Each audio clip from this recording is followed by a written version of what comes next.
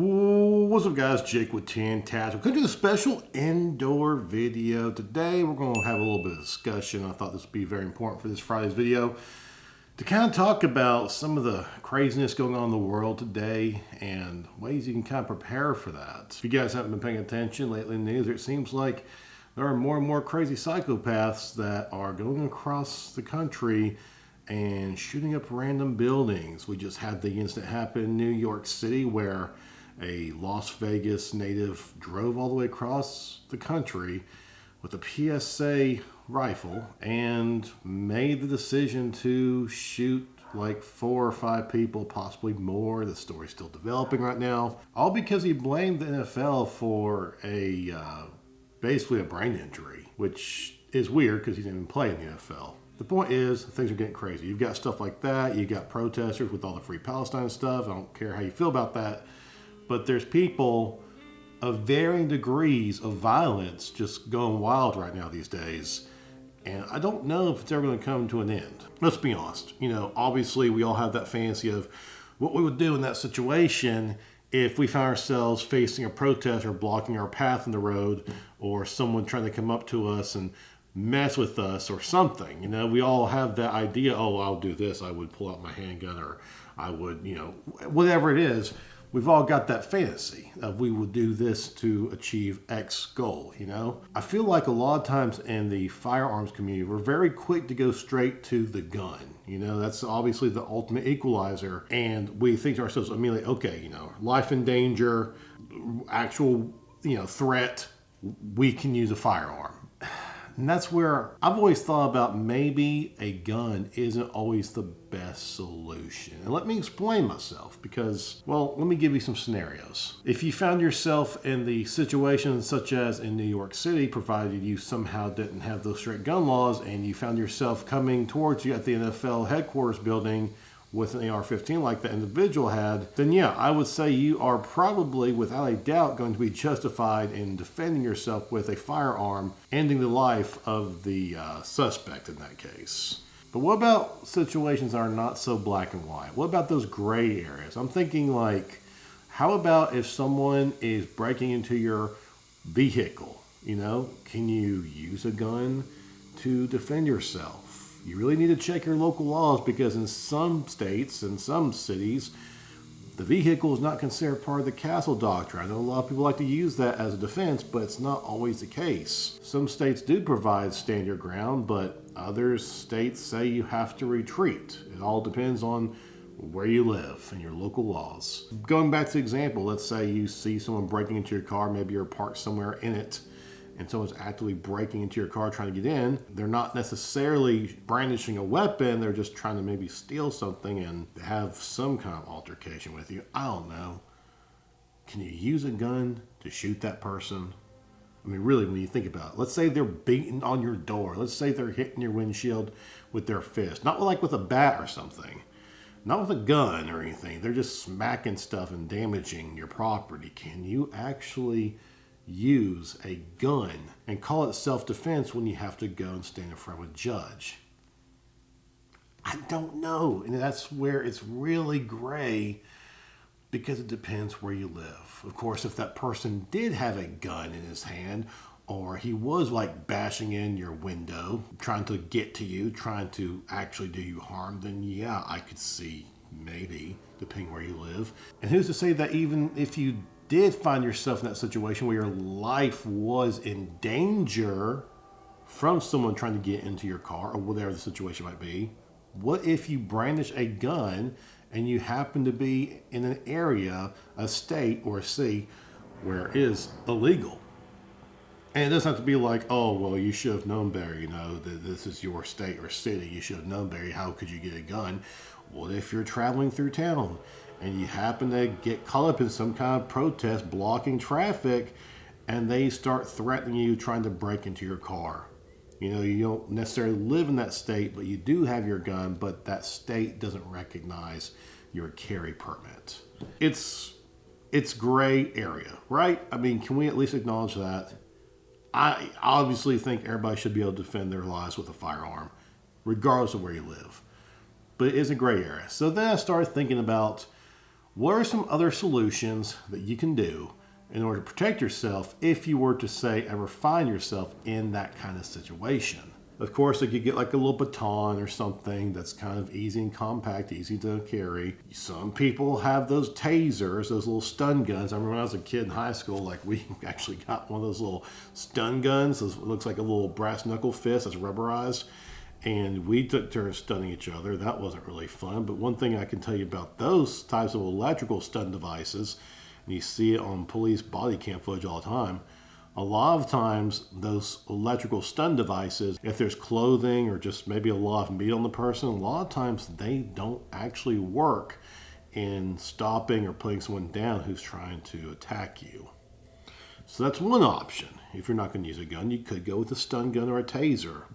Another option, this is one I think is more suitable, and I'll tell you why in a second, but I think pepper spray is actually probably the most universal option you can go with, and it's less than lethal force, which is funny because today we happen to have a sponsor for some pepper spray.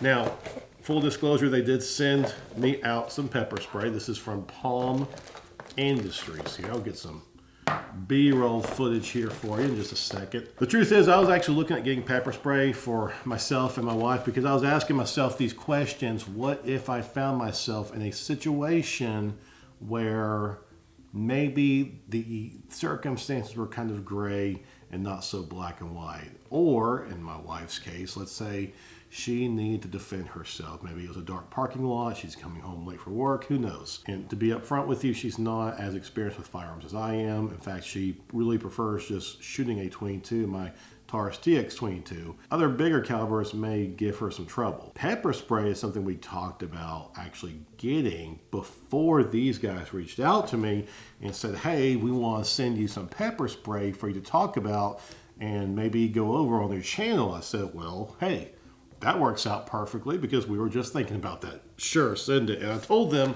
you know, normally we get stuff and we test it out, but I am not testing this stuff out today. Maybe if I was 15 years younger, I would try it out and see what happens, but I'm not doing that today. I'm 38 years old. I ain't got time for this. But it was very cool of Palm Industries to send this out. We're going to talk briefly about these different products.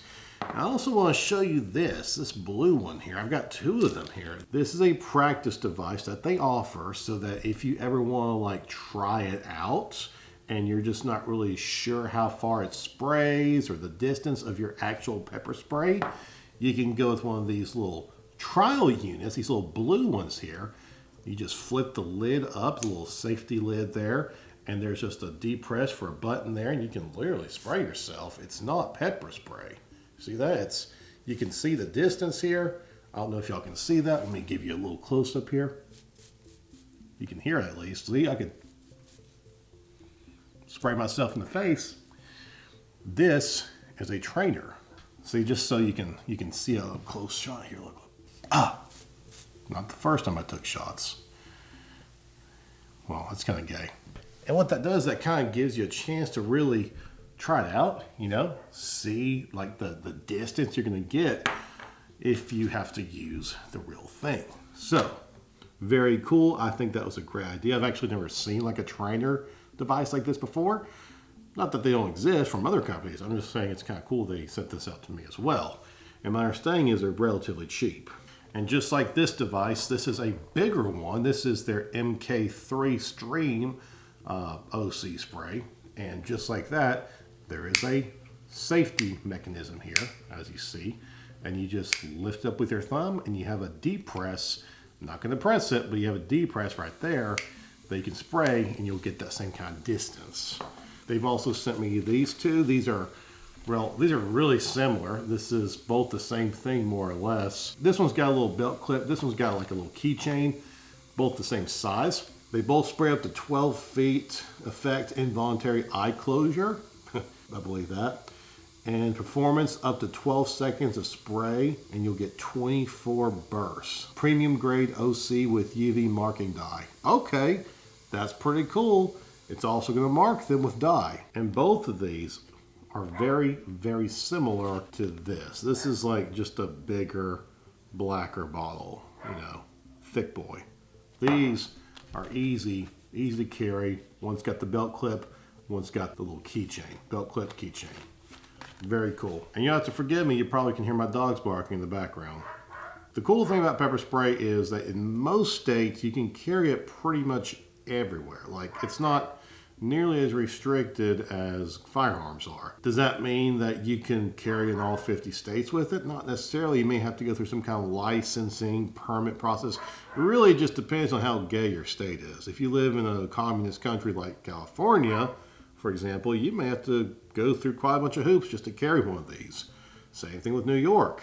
Now, would New York have fair deem better if someone had pepper spray against the individual with that PSA AR-15? I can't say they would, but think about all the other encounters that happen on a normal daily basis.